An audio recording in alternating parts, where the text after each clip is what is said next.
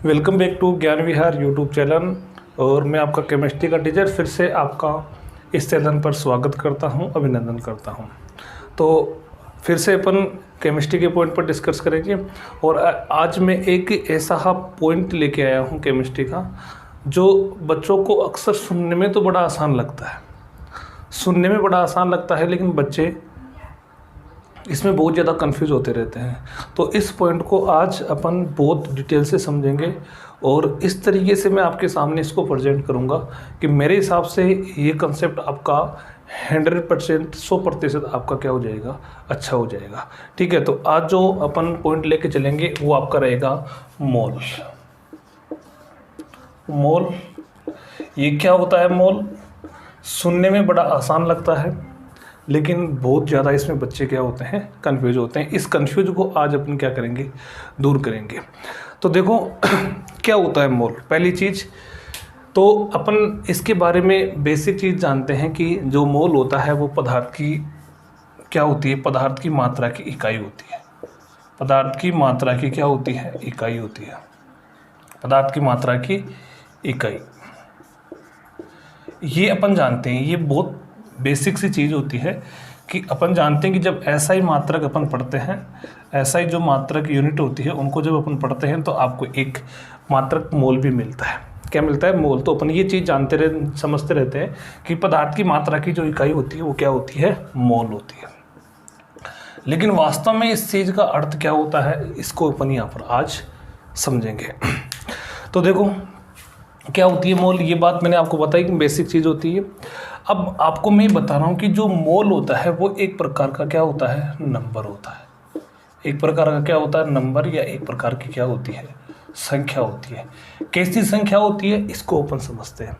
जैसे आपने सुना होगा, अपन बोलते रहते हैं, सुना भी होगा आपने, दर्जन बहुत बार सुना होगा, आपने सैकड़ा सुना होगा। तो ये दो एग्जाम्पल मैं आपको देख रहा हूँ। तो जैसे भी आपको दर्जन मिलता है, जैसे मानो कब मैंने कहा कि 1 दर्जन, तो आप समझ जाओ कि 1 दर्जन का मतलब कितना, 12। यानी जैसे ही आप दर्जन सुनते हो आपके दिमाग में एक नंबर क्लिक करता है और वो कितना करता है, 12 नंबर क्लिक करता है। जैसे ही आप सैकड़ा सुनते हो, सैकड़ा सुनते ही आपके दिमाग में एक नंबर क्लिक करता है, कौन सा, 100। कितना, 100 या 100।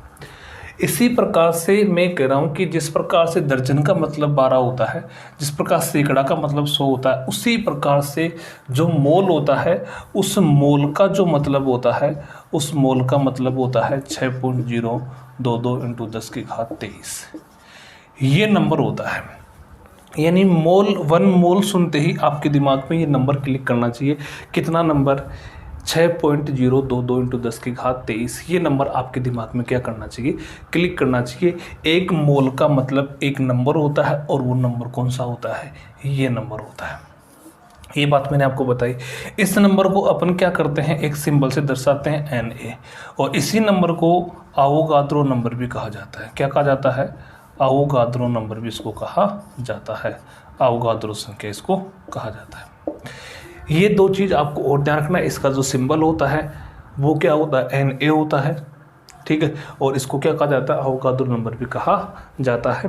तो ये चीज़ मेरे हिसाब से आपके दिमाग में आ गई होगी। यानी जैसे ही आप इस सैकड़ा, दर्जन सुनते हो, उसी प्रकार से आपको मोल भी सुनने को मिलेगा। और मोल का मतलब इस प्रकार से आपको ध्यान रखना, कितना, 6.022 × 10⁻23। ये एक क्या होता है, मोल का नंबर होता है। यानी इतने पार्टिकल्स की बात होती है। जैसे मानो कि एक एग्जाम्पल मैं आपको दूँ, जैसे अपन ने बोला कि एक दर्जन पेन। एक दर्जन पेन का मतलब ये हुआ 12 पेन। कितने पेन हुए, 12 पेन। आ रही बात समझ में? जैसे मैंने कहा एक दर्जन आदमी, एक दर्जन आदमी, तो इसका मतलब कितना हुआ, 12 आदमी हुए। कितने आदमी, 12 आदमी। जिस प्रकार से ये दर्जन जिस वस्तु के नाम के साथ जुड़ेगा, उसका मतलब ये हो गया कि दर्जन का मतलब उतनी वस्तुएं, कितनी, 12 वस्तुएं। एक दर्जन आदमी का मतलब कितने आदमी हुए, 12 आदमी। इसी प्रकार से मैं कहूँ एक मोल पेन, तो एक मोल पेन का मतलब क्या हुआ, एक मोल पेन का मतलब हो गया 6.022 × 10⁻23 पेन। इतनी पेन होनी चाहिए एक मोल पेन का मतलब। जैसे मैंने कहा एक मोल 1 मोल आदमी, तो 1 मोल आदमी का मतलब कितना हुआ 6.022 इंटू 10 की घात 23 आदमी। अब मेरी बात आप ध्यान से सुनिएगा, अपन ये जो दर्जन होता है, सैकड़ा होता है, इसको अपन अपने दैनिक जीवन में सुनते रहते हैं, बोलते भी रहते हैं, इसको यूज में अपन लेते हैं इन चीज़ों को। लेकिन अधिकतर जो अपन मोल होता है इसको अपन काम में नहीं लेते हैं। जब अपन पढ़ते हैं तब काम में लेते हैं, बल्कि अपन दैनिक जीवन में इसको कभी काम में नहीं लेते हैं। दैनिक जीवन में काम में क्यों नहीं लेते हैं, इसका मतलब क्या है समझो ध्यान से। ये जो नंबर आपको दिख रहा है, ये नंबर एक बहुत बड़ा नंबर है, बहुत बड़ा नंबर है। कैसे, आपको पता है यहाँ पर 10 की पावर 23 है, इसका मतलब ये हुआ कि मैं इसको कितनी जीरो लगानी पड़ेगी, मुझे 23 जीरो लगानी पड़ेगी। तो यहाँ पर 3 के बाद में पॉइंट लग रहा है, तो 3 जीरो तो मैं कम कर देता हूँ, यानी 20 जीरो आपको लगानी पड़ेगी। तो ये जो आपका नंबर है, ये नंबर कितना हो जाएगा NA। इस नंबर को मैं लिखना चाहूँ तो ये हो जाएगा 6.022 1 2 3 4 5 6 7 8 9 10 11 12 13 14 15 16 17 18 19 20। अब आप सोचो कि इतना बड़ा नंबर है ये, तो इतनी बड़ी या इतनी संख्या में हमें किसी चीज़ की आवश्यकता पड़ती नहीं है। दैनिक जीवन में अपन देखें तो इतनी सारी संख्याओं की जो वस्तुएं होती है उनकी हमें कोई आवश्यकता नहीं पड़ती है, इसलिए अपन दैनिक जीवन में इसका उपयोग नहीं करते हैं। अब मैंने जैसे ये लिखा 1 मोल आदमी, 1 मोल आदमी का मतलब कितने आदमी, इतने आदमी। अब इतने आदमी आप यदि पूरे विश्व के आदमियों को इकट्ठा करोगे ना तो भी इतने आदमी नहीं होंगे, क्योंकि इतनी जनसंख्या तो अपने पूरे विश्व की नहीं है। तो पूरे विश्व की जनसंख्या इतनी बड़ी नहीं है, तो अपन 1 मोल आदमी, ठीक है, 1 मोल बच्चे, 1 मोल पेन, 1 मोल ये, तो इनको अपन काम में नहीं लेते, इसलिए दैनिक जीवन में ये हमें सुनने को नहीं मिलता है। आ रही बात समझ में, मेरे हिसाब से आ रही होगी, ठीक है।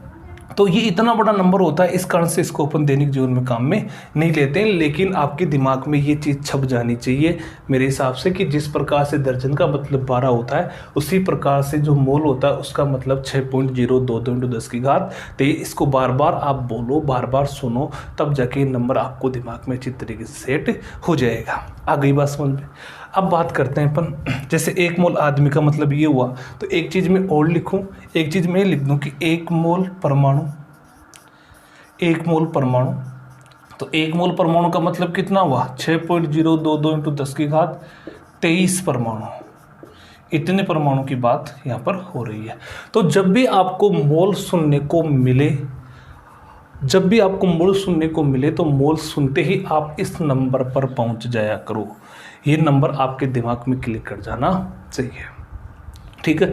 यहाँ तक की बातें क्लियर। मेरे हिसाब से मोल जो थी वो मैंने आपको यहाँ पर समझा दी कि मोल का वास्तव में अर्थ क्या होता है। मोल का वास्तव में अर्थ एक नंबर होता है, और नंबर क्या होता है जिसको अपन क्या कहते हैं, अवोगाद्रो नंबर भी कह देते हैं, ठीक है। अभी अपन क्या करते हैं, ये बात अपन ने समझ ली। अब मैं क्या कर रहा हूँ, आपको मोलर द्रव्यमान की ओर लेके चल रहा हूँ। किसकी ओर, मोलर द्रव्यमान या मोलर मास की ओर आपको मैं लेके चल रहा हूँ। तो अब मैं लिख रहा हूँ मोलर मास, मोलर द्रव्यमान, और इसको इंग्लिश में अपन क्या कहते हैं, मोलर मास कहते हैं। मास यानी द्रव्यमान होता है। मोलर मास क्या होता है, इस कंसेप्ट को आप ध्यान से समझ लिएगा। एक बात ध्यान से, मैं अच्छी तरीके से आपको समझाने का प्रयास कर रहा हूँ, और आप भी समझने का प्रयास कीजिए, तब जाके ये चीज़ आपके दिमाग में सेट हो पाएगी। मोलर द्रव्यमान को मैं आपको समझाना चाह रहा हूँ। मैंने क्या किया, मैंने 2 एटम लिए। एक जैसे मानो कि एक एटम ले लिया मैंने, कार्बन का एटम, एक कार्बन का एटम, और कार्बन का आपको एटॉमिक नंबर पता है कितना होता है, 6 होता है। एक मैंने ले लिया किसका, ऑक्सीजन का, ऑक्सीजन का एटॉमिक नंबर कितना होता है, 8 होता है, ठीक है। अब आप मुझे बताओ कि जो कार्बन होता है उसमें इलेक्ट्रॉन कितने होते हैं, इलेक्ट्रॉन कितने होते हैं, 6 होते हैं। प्रोटॉन कितने होते हैं, प्रोटॉन भी 6 होते हैं। और न्यूट्रॉन कितने होते हैं, ये भी कितने होते हैं, 6 होते हैं। ये आपको ध्यान रखना है इन चीज़ों का। जितना एटॉमिक नंबर होता है इलेक्ट्रॉन और प्रोटॉन तो उतने ही होते हैं जितना एटॉमिक नंबर होता है, लेकिन न्यूट्रॉन लगभग अधिकांश परमाणुओं में इक्वल होते हैं, लेकिन कईयों में 1 ज़्यादा 2 ज़्यादा इतने के मतलब ऊपर नीचे हो सकते हैं, लेकिन इलेक्ट्रॉन प्रोटॉन आपको लगभग क्या मिलेंगे, बराबर मिलेंगे। लगभग नहीं, बराबर ही होते हैं। इसी प्रकार मैं ऑक्सीजन की बात करूँ तो ऑक्सीजन में इलेक्ट्रॉन कितने होते हैं, 8 हो जाएंगे। प्रोटॉन कितने हो जाएंगे, 8 हो जाएंगे। न्यूट्रॉन भी इसमें लगभग कितने होते हैं, 8 ही होते हैं, ठीक है।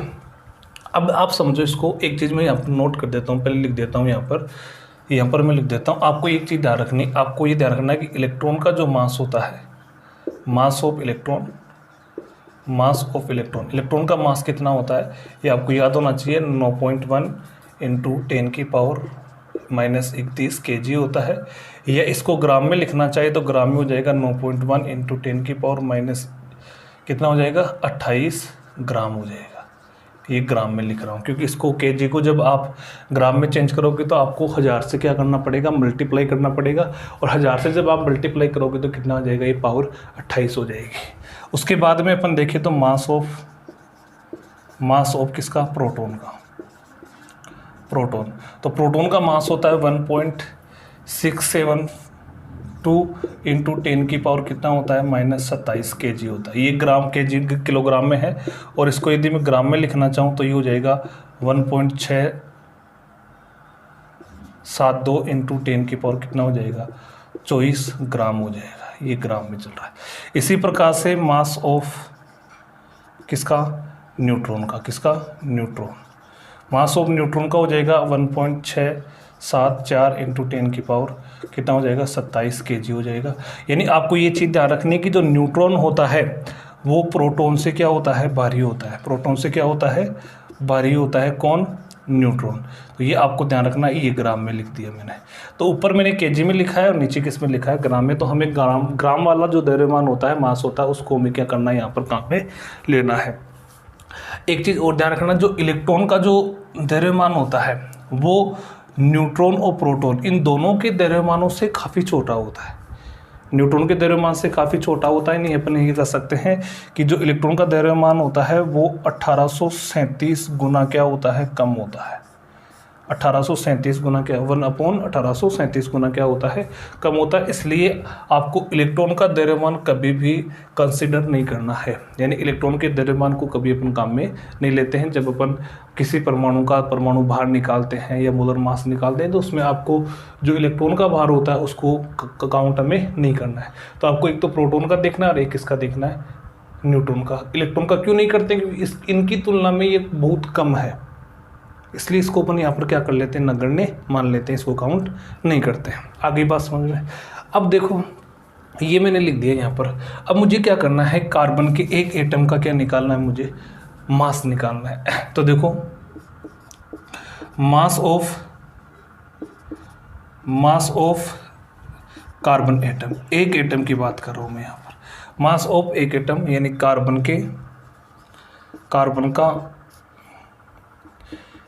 कार्बन के एक परमाणु का द्रव्यमान, एक परमाणु का द्रव्यमान, ये मैं लिख रहा हूँ। तो आप एक परमाणु का द्रव्यमान कैसे निकालोगे कि जैसे ये कार्बन का परमाणु है तो इसमें 6 तो प्रोटॉन है नाभिक में और 6 क्या है, न्यूट्रॉन है, और इसके बाहर क्या होते हैं, इलेक्ट्रॉन होते हैं।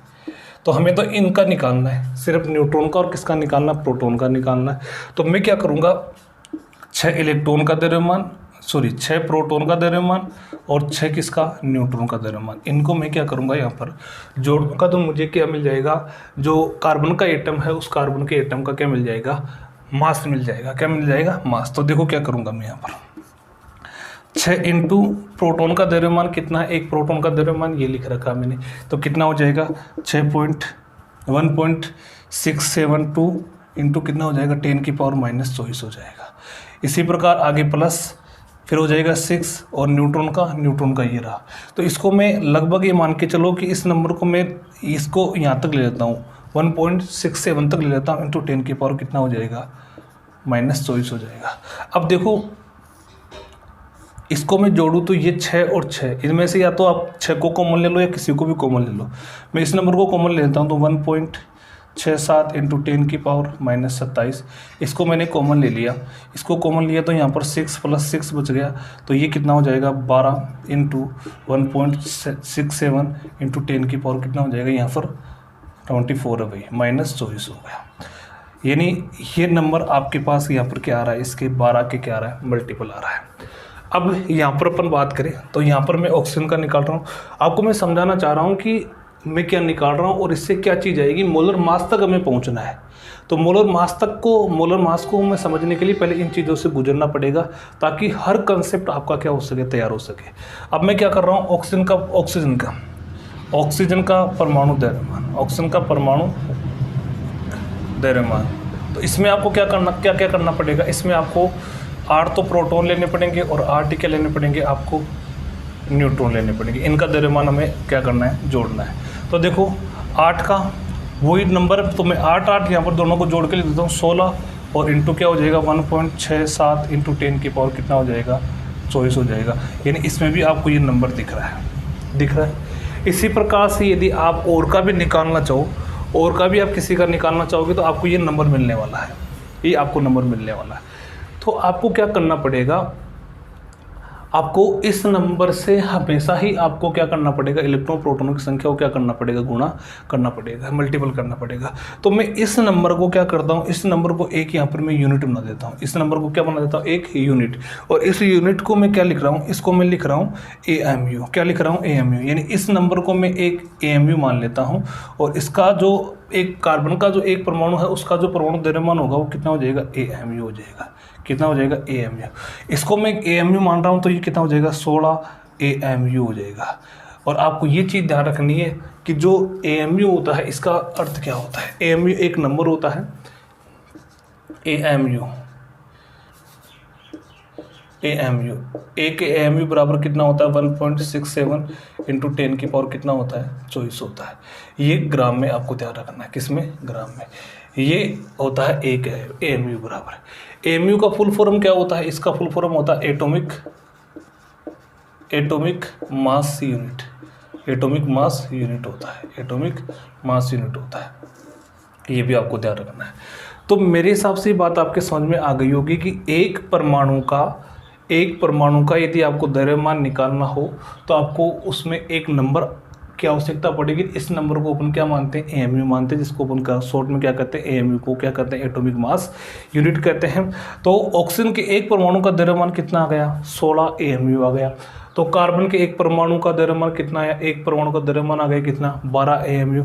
यदि इसको ग्राम में लिखना चाहूँ तो ये आपका ग्राम में आ रहा है, यहाँ पर ये ग्राम में है, ये आपका किस में है, ग्राम में। तो ग्राम में लिखोगे तो आपका ये पूरा आ जाएगा। इसको 16 से मल्टीप्लाई करना पड़ेगा, इसको 12 से मल्टीप्लाई करना पड़ेगा, और आपको AMU में चाहिए तो आपका हो जाएगा 12 AMU और ये हो जाएगा 16 AMU। यहाँ तक की बात मेरे हिसाब से क्लियर हो गई होगी। तो आपको एक परमाणु का यदि द्रव्यमान चाहिए, किसी भी एलिमेंट्स का वो परमाणु हो, तो उसके लिए आपको एक नंबर चाहिए और उस नंबर को अपन यहाँ पर क्या मान रहे हैं, AMU मान रहे हैं। क्या मान रहे हैं, एक AMU मान रहे हैं। अब समझना ध्यान से, इसको मैं इधर से मिटा देता हूँ। इसकी आवश्यकता जो थी वो यहाँ पर कंप्लीट हो गई। अब मैं जो समझा रहा हूँ उस चीज़ को अपन यहाँ से समझते हैं, क्योंकि अब मैं मोलर द्रव्यमान की ओर क्या कर रहा हूँ, मूव कर रहा हूँ। मोलर द्रव्यमान की अपन और बढ़ रहे हैं। अब देखो समझो, एक कार्बन के परमाणु का द्रव्यमान इतना आ गया। तो अब मैं यदि यहाँ पर ये लिखूँ कि एक मोल कार्बन एटम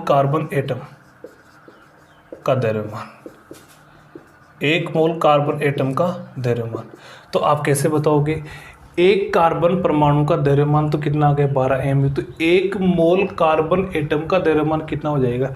तो मैं ये कह सकता हूँ कि एक का तो कितना है 12 AMU आ गया। तो आपको क्या करना पड़ेगा, एक परमाणु का 12 AMU होता है, तो आपको क्या करना पड़ेगा, उसको जो एक मोल में जितने परमाणु होते हैं, एक मोल में कितने परमाणु होते हैं, अवोगाद्रो नंबर के बराबर होते हैं, तो उससे आपको क्या करना पड़ेगा, इसको मल्टीप्लाई करना पड़ेगा किससे, Na से। Na क्या है, एक मोल है, एक मोल है। तो देखो इसको मैं नीचे लिख रहा हूँ 12 AMU इंटू एक, Na का मतलब कितना होता है 6.022 इंटू 10 की घात 23 होता है। AMU का यदि मैं लिखना चाहूँ, AMU का मान मैं लिखना चाहूँ यहाँ पर 12 इंटू 1.67 इंटू 10 की पावर -24 इंटू क्या हो जाएगा 6.022 इंटू 10 की घात कितना हो जाएगा 23 हो जाएगा। यदि इन सबको आप मल्टीप्लाई करोगे ना तो आपको मिलेगा कितना 12 ग्राम। कितना मिलेगा 12 ग्राम। क्योंकि अब ये AMU में नहीं, AMU का मान मैंने यहाँ पर रख दिया है, तो AMU का मान रखने पर अब जो मुझे मान मिलेगा वो कितना मिलेगा, ग्राम में मिलेगा। और आपको कितना मिल रहा है 12 ग्राम मिल रहा है। इसका मतलब ये हुआ कि ये जो 12 ग्राम आया है, ये 12 ग्राम कार्बन का क्या है, मोलर मास है। कार्बन का क्या है, मोलर मास है, मोलर द्रव्यमान है। क्या है, मोलर द्रव्यमान। यानी कहने का मतलब ये हुआ, यहाँ पर मोलर मास का मतलब ये हुआ कि जो 12 ग्राम है, ये 12 ग्राम यदि आप 1 मोल कार्बन के एटम को इकट्ठा करोगे, यानी 1 मोल का मतलब इतने कार्बन के परमाणु आपने इकट्ठे किए एक जगह, और एक जगह इकट्ठा करने के बाद में उनको यदि आपने तोला तो आपको उसका भार कितना मिला? 12 ग्राम मिला। कितना मिला? 12 ग्राम। तो 12 ग्राम का मतलब ये हुआ कि ये जो 12 ग्राम होता है, ये 1 मोल जो कार्बन एटम होते हैं, कार्बन एटम का क्या होता है? द्रव्यमान होता है। इसलिए इस द्रव्यमान को क्या कहा जाता है? मोलर द्रव्यमान कहा जाता है। तो मेरे हिसाब से ये चीज़ दिमाग में आ गई होगी आपके कि 1 मोलर द्रव्यमान का मतलब होता है कि किसी भी परमाणु के 1 मोल परमाणु को इकट्ठा करके यदि अपन तोलते हैं तो उनका जितना भार आता है वो भार ही क्या कहलाता है? उसका मोलर द्रव्यमान कहलाता है। तो आप ये चीज़ ध्यान रखो कि यहाँ पर तो आ रहा था एक कार्बन के 1 परमाणु का द्रव्यमान कितना आ रहा था? 12 AMU, और यहाँ पर 1 मोल का कितना आ गया? 12 ग्राम। क्या अंतर आया? जहाँ AMU लग रहा था वहाँ AMU की जगह क्या लगा दो? ग्राम लगा दो, वही उसका क्या बन जाता है? मोलर द्रव्यमान बन जाता है।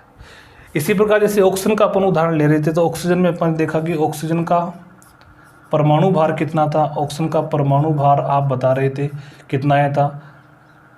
इसका 16 AMU आया था। कितना आया था? 16 AMU। तो अब मैं ये पूछूं कि ऑक्सीजन का मोलर द्रव्यमान कितना होगा? ऑक्सीजन का मोलर द्रव्यमान तो आप बता सकते हो आसानी से। क्या करना है? जो AMU है उस AMU की जगह क्या करना है आपको? ग्राम करना है। तो इसमें अंतर क्या है? ऑक्सीजन का परमाणु भार 16 AMU होता है और ऑक्सीजन का मोलर द्रव्यमान 16 ग्राम होता है। इसका मतलब ये होता है, इन दोनों का अर्थ क्या होता है, इसको समझना है। यही सबसे इम्पोर्टेंट चीज़ है। ये जो 16 AMU है ये एक परमाणु का भार है, एक परमाणु का। ये कितने का? एक परमाणु का है। और ये जो ऑक्सीजन का मोलर द्रव्यमान होता है वो 1 मोल परमाणु का होता है। और 1 मोल का मतलब कितना? 6.022 × 10⁻23 परमाणुओं का क्या होता है? भार होता है। तो ये चीज़ मेरे हिसाब से बहुत अच्छी तरीके से आपकी समझ में आ गई होगी। ठीक है। तो मोलर द्रव्यमान कोई बहुत बड़ी चीज़ नहीं है। मोलर द्रव्यमान का अर्थ तो ये होता है कि 1 मोल परमाणु को इकट्ठा करके तोलोगे तो जो आपको भार मिलता है वही क्या होता है? मोलर द्रव्यमान होता है। और जो सिंपल परमाणु भार होता है उसी परमाणु भार में जो AMU लगा होता है उसी की जगह क्या लगा देते हैं? ग्राम लगा देते हैं। तो उसका क्या बन जाता है? मोलर द्रव्यमान बन जाता है। एक चीज़ और ध्यान रखना कि आजकल जो AMU होता है, एटॉमिक मास यूनिट होता है, उसको अपन AMU नहीं लिखते हैं। आजकल इसको U लिखा जाता है। इसको कहा जाता है यूनिफाइड। क्या कहा जाता है? यूनिफाइड इसको कहा जाता है, यूनिफाइड। ये ध्यान रखना। आजकल इसको यू के रूप में लिखा जाता है, तो ये भी आपको थोड़ा सा ध्यान रखना है। यहाँ तक की बातें क्लियर। एक AMU के बराबर और क्या हो सकता है उसको अपन समझते हैं। तो देखो मैंने लिखा यहाँ पर 12 AMU। तो 12 AMU का मतलब अभी अपन ने समझा था कार्बन का परमाणु भार, कार्बन का परमाणु भार, क्योंकि यही होता है। अभी लिखा मैंने 2-3 बार लिख दिया। 12 AMU यानी कार्बन का परमाणु भार कितना होता है? 12 AMU होता है। तो यदि मैं 1 AMU का यहाँ से सूत्र निकालना चाहूँ तो क्या हो जाएगा? 1 AMU बराबर हो जाएगा, इस 12 का इधर क्या करना पड़ेगा? भाग देना पड़ेगा। तो 1/, क्या हो जाएगा? 12, और क्या हो जाएगा? कार्बन का परमाणु भार हो जाएगा। यानी आपके पास एक सूत्र यहाँ पर और बन गया। क्या सूत्र बना? कि 1 AMU बराबर क्या होता है? 1/12 है, और क्या हो जाएगा? इनटू कार्बन का परमाणु भार हो जाएगा। तो एक तो आपके पास ये बन गया। इसका डायरेक्ट अपन मान लिखना चाहे तो डायरेक्ट मान ये होता है, और 1 AMU बराबर क्या होता है? ये चीज़ होती है। अब आपको ये चीज़ ध्यान रखनी है कि जो कार्बन का परमाणु भार होता है या जो कार्बन का मोलर द्रव्यमान होता है उसको अपन अन्य जो परमाणु होते हैं, अन्य परमाणुओं के लिए इसको क्या माना जाता है? बेस माना जाता है। क्या माना जाता है? बेस। इसको आधार मानकर, इसी को आधार मानकर अन्य परमाणुओं का परमाणु द्रव्यमान क्या किया जाता है? निश्चित किया जाता है। इसलिए उनका जो परमाणु भार होता है वो इसी में आता है, किसमें? AMU में। और AMU कहाँ से मिला आपको? कार्बन से मिला। कहाँ से मिला? कार्बन से मिला। तो यहाँ तक की बातें मैंने आपको समझाई। अब देखो, और जैसे मानो कि मैं यहाँ पर लिखूँ, आप इसको और अच्छी तरीके से क्लियर कर लेना। जैसे मानो कि मैंने लिखा ऑक्सीजन का मोलर द्रव्यमान, ऑक्सीजन का मोलर द्रव्यमान। तो आप मोलर द्रव्यमान अभी समझ गए कि जो ऑक्सीजन का परमाणु भार होता है, ऑक्सीजन का परमाणु भार कितना होता है, 16 AMU होता है। तो आप इसकी जगह AMU की जगह क्या लगा देना, ग्राम लगा देना। तो ये इसका मतलब ये हो गया। अब मैं यहाँ पर लिखूँ कि O2 का मोलर द्रव्यमान, O2 का मोलर द्रव्यमान, O2 का मोलर द्रव्यमान। अब इसका मतलब आप क्या समझोगे, इसका मतलब ये समझोगे कि अब यहाँ पर मोलर का मतलब तो मोल होगा, मोलर का मतलब तो क्या होगा, मोल होगा। लेकिन अब किसके मोल, O2 अणु के मोल, O2 जो अणु होता है, मॉलिक्यूल होता है, उसके अणु की बात हो रही है। तो अब मुझे बताओ कि 1 मोल ऑक्सीजन का मोलर द्रव्यमान 16 ग्राम होता है। तो अब ऑक्सीजन के एक परमाणु की बात नहीं रही, अब ऑक्सीजन के अणु की बात आ गई। तो ऑक्सीजन के कितने अणु, 1 मोल। तो 1 मोल का मतलब कितना हुआ, 6.022 × 10⁻23 O2 अणु का द्रव्यमान। तो इसका द्रव्यमान कैसे निकालोगे, तो आपको पता है कि ये इसका 16 होता है, तो इसको डबल कर दो 16, क्योंकि इसमें एक अणु में कितने परमाणु आ रहे हैं, 2 परमाणु, इसलिए आपको इसको डबल करना पड़ेगा। 16 + 16 कितना हो जाएगा, 32 ग्राम हो जाएगा। कितना हो जाएगा, 32 ग्राम। तो इस चीज़ का आप बहुत ध्यान रखना। यदि ऑक्सीजन के अकेले परमाणु का मोलर द्रव्यमान पूछे तो 16 ग्राम होता है, और ऑक्सीजन के अणु का मोलर द्रव्यमान पूछे, ऑक्सीजन के अणु का मोलर द्रव्यमान पूछे तो कितना हो जाएगा, 32 ग्राम हो जाएगा। कितना हो जाएगा, 32 ग्राम। इसी प्रकार H का मोलर द्रव्यमान, इसका मोलर द्रव्यमान, मोलर मास इसको अपन कह सकते हैं, ये कितना हो जाएगा, 1 ग्राम होता है। कितना होता है, 1 ग्राम। लेकिन H2 का पूछे, H2 का मोलर द्रव्यमान, तो H2 का मोलर द्रव्यमान कितना हो जाएगा, H2 का मोलर द्रव्यमान हो जाएगा आपके पास कितना हो जाएगा, 2 ग्राम हो जाएगा। क्यों हो जाएगा, इसका डबल, क्योंकि इसमें एक परमाणु है, इसमें कितने हो गए, डबल परमाणु। तो यहाँ पर जो बात हो रही है, वो यहाँ पर बात हो रही है H के 1 मोल परमाणु, कितने, 1 मोल परमाणु की बात हो रही है यहाँ पर। और यहाँ पर H2 के 1 मोल अणु की बात हो रही है। ये कंसेप्ट आपका क्लियर हो जाना चाहिए। तो यहाँ तक की बातें क्लियर हो जानी चाहिए, ठीक है। अब एक चीज़ अपन और देख लेते हैं, थोड़ा सा एक क्वेश्चन भी अपन छोटा सा ले लेते हैं, और क्वेश्चन के माध्यम से अपन चीज़ों को समझते हैं। अब देखो, मोलर द्रव्यमान से हमें क्या क्या चीज़ें मिल सकती है। मोलर द्रव्यमान से अपन क्या कर सकते हैं, मोलर द्रव्यमान से आप परमाणु की संख्या निकाल सकते हो, आप अणुओं की संख्या निकाल सकते हो, आप किसी कंपाउंड में एक पर्टिकुलर एक परमाणु की संख्या निकाल सकते हो। जैसे मानो कि एक क्वेश्चन मैं आपको दे रहा हूँ, एक क्वेश्चन, जैसे मानो कि पहला क्वेश्चन आपका यही है, ग्लूकोज का मोलर द्रव्यमान ज्ञात करो। तो कैसे निकालोगे, तो सबसे पहले अपन क्या करते हैं, ग्लूकोज का फॉर्मूला लिखते हैं। तो फॉर्मूला क्या हो जाएगा, C6H12, और क्या होता है, O6 होता है। ये ग्लूकोज का फॉर्मूला है। तो इसका आपको क्या निकालना है, मोलर द्रव्यमान निकालना है। तो मोलर मास यदि आपको निकालना है, तो मोलर मास के लिए आप क्या करोगे, इसमें एक कार्बन है, तो एक कार्बन का कितना होता है, 12 होता है। कितने कार्बन है इसमें, 6 है, तो 6 से इसको मल्टीप्लाई कर दो। हाइड्रोजन का कितना होता है, अभी अपन देखा था 1 होता है। कितने हाइड्रोजन है इसमें, 12 से मल्टीप्लाई कर दो। इसमें ऑक्सीजन का कितना होता है, ऑक्सीजन का अभी पढ़ा था अपन ने, 16 होता है एक ऑक्सीजन का। तो कितने ऑक्सीजन इसमें, 6 है, तो 6 से इसको मल्टीप्लाई कर दो। तो कितना हो जाएगा, ये 12 × 5 = 60, 12 बेहतर हो जाएगा। ये हो जाएगा 12 प्लस ये, इसको कितना हो जाएगा, 16 × 5 = 16 × 96। इसको जोड़ोगे तो कितना बनेगा, ये इसको जोड़ोगे तो ये बन जाएगा कितना, ये हो जाएगा 4, और ये हो जाएगा 8 प्लस 96, तो ये हो जाएगा 10, और 9 और 8 कितने हुए, 9 और 8 17 हो गए। 9 और 8 17, 17 में अपन क्या करेंगे, एक जोड़ेंगे तो 17 एक कितना हो जाएगा, ये 18 कितना होता है, 180 ग्राम होता है। कितना, 180 ग्राम। तो ये इसका क्या हो गया, मोलर द्रव्यमान, किसका, ग्लूकोज का मोलर द्रव्यमान आ गया। इसमें मैं और क्वेश्चन पूछना चाहूँ आपसे, क्वेश्चन आपसे मैं ये पूछूं कि 180 ग्राम जो 180 ग्राम ग्लूकोज जो होता है, 180 ग्राम ग्लूकोज में ग्लूकोज के अणुओं की संख्या कितनी है, ग्लूकोज के अणुओं की संख्या कितनी है, ये मेरा क्वेश्चन है। 180 ग्राम ग्लूकोज में ग्लूकोज के अणुओं की संख्या कितनी है। तो देखो कैसे समझोगे इस क्वेश्चन को। आप ये बताओ मुझे कि ग्लूकोज का, अभी अपन ने लिखा कि ग्लूकोज का मोलर द्रव्यमान कितना है, मोलर द्रव्यमान कितना है, अभी अपन ने निकाला कितना होता है, 180 ग्राम होता है। ठीक है, मोलर द्रव्यमान का मतलब क्या हुआ, मोलर द्रव्यमान का मतलब ये हुआ कि एक मोल ग्लूकोज, क्योंकि ये अणु के रूप में है, आपको साफ साफ दिख रहा है, ये अणु के रूप में है। किसके रूप में है, अणु के रूप में। तो एक मोल ग्लूकोज का द्रव्यमान, ग्लूकोज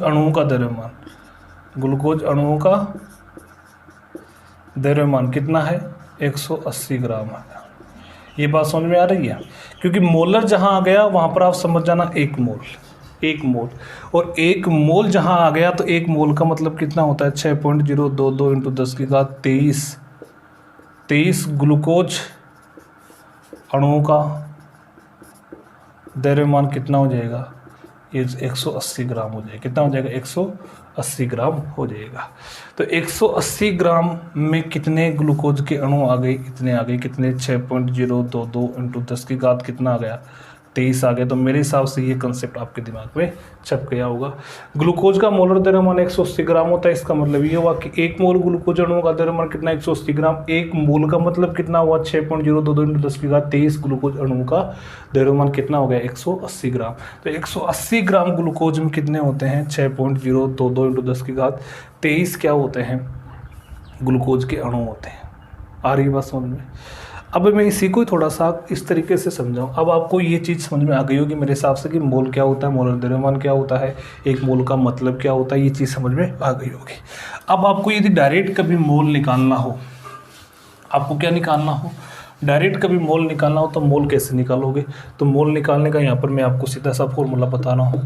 मोल ज्ञात करना, नंबर ऑफ मोल। मोल यदि आपको ज्ञात करना हो तो आपको क्या करना पड़ेगा, आपको पदार्थ की ग्राम में मात्रा, यानी ग्राम में जो मात्रा दी गई है उस मात्रा को ऊपर लिख दो, बटा क्या कर दो, पदार्थ का मोलर